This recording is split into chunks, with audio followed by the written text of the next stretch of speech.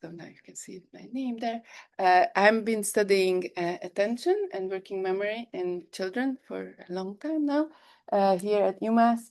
And I'm part of a larger group that we call the Early Minds Lab here. 5 faculty members are part of this group. We have all of them here. They will each be talking about their own specific research, but I wanted to give you a little bit of an overview of this group.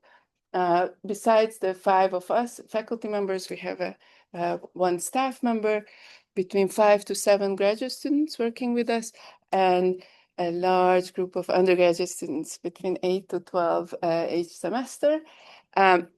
My studies are using eye tracking and pupillometry, please, Gina, with infants and toddlers. And we're doing these studies with Dr. Blazer. He will talk about a little bit about his work. And we also have touchscreen studies that we conduct in the lab and also in children's museums all around the Boston area.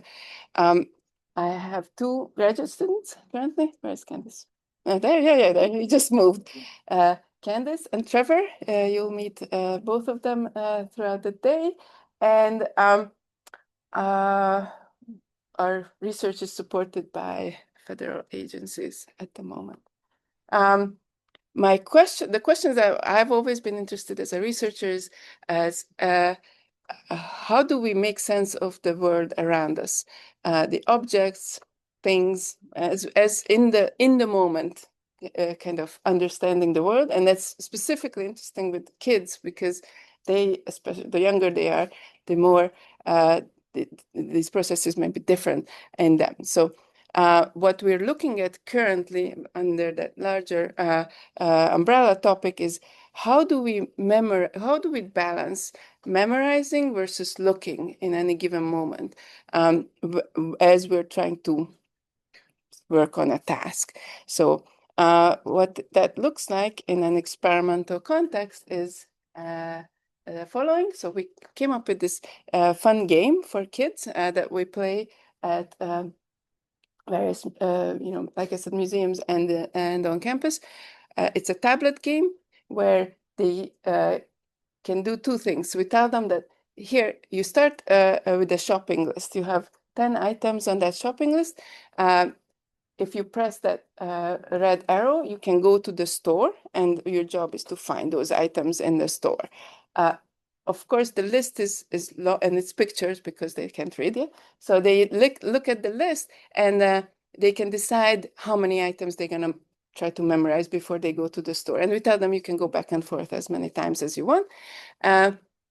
This is very different from the way typical working memory tasks are done, where you're told, like, here are some items, memorize them, and then, like, let's see if you can actually remember them. Here we give them a long list and just tell them, how many do you want to take with you for, and as you can imagine, some kids may pick 1 and then go back and forth 10 times, or another kids may try to remember 3 and get done in like 3 to 4 trips. Or anything in between.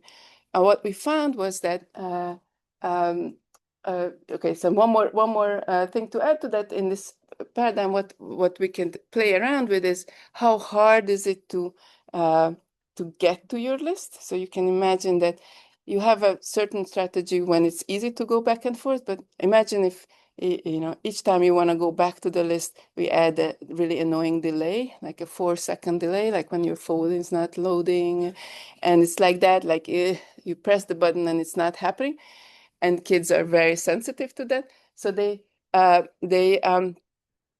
what happens? Will they memorize more if you make going back and forth a little harder? And it turns out they do, and this is exactly the same thing that what adults do. What you see here on these graphs is essentially the changes in strategies that are sensitive to these costs. And that's what we're looking at right now in more detail. And actually what we're focusing on, one of the main questions is, you see a lot of individual differences here, like what I mentioned, like you could choose this strategy versus that strategy. And how can we sort of understand that, like what makes the kids different? and adults different in choosing different strategies in this test. So that's just a little taste of some of our work. And then I just wanted to show you some pictures of what life is like in the Early Minds Lab. That's a set of students a couple of months ago. Dr. Blankenship was on a laptop because she was on parental leave. And you have some, events, pictures of events, conferences, dissertation defenses, and so on, posters. And then here are some of our participants in the lab, and some are in the museum, from 1 to roughly 12 years of age, and for various different studies.